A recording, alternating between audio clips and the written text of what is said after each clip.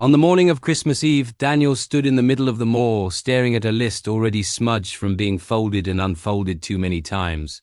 Toys for his nephew, perfume for his sister, a watch for his father. Every item was circled, priced, and scheduled. He had done everything right, except feel anything at all. For years, Daniel had measured Christmas by bags and boxes. He worked late, earned well, and proved his love in receipts. He believed generosity was something you could wrap and place under a tree. Yet every December ended the same way. Smiles that faded quickly, conversations that stayed shallow, and a quiet emptiness that followed him home. This year felt heavier. His mother had passed in the spring, and the house she once filled with music and laughter now felt too large. Still, Daniel pressed on, convinced that the right gifts might keep the sadness away.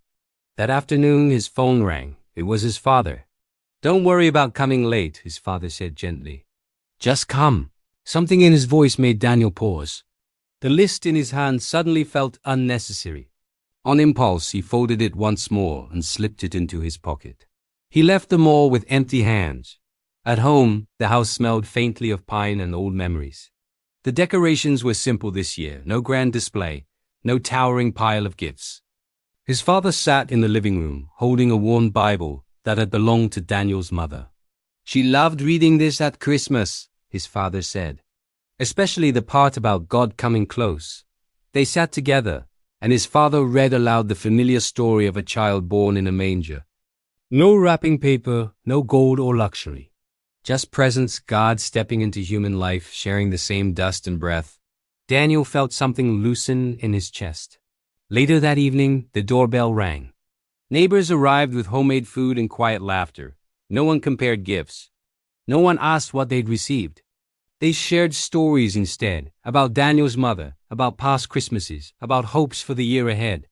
Daniel noticed how time slowed when no one was rushing to unwrap anything.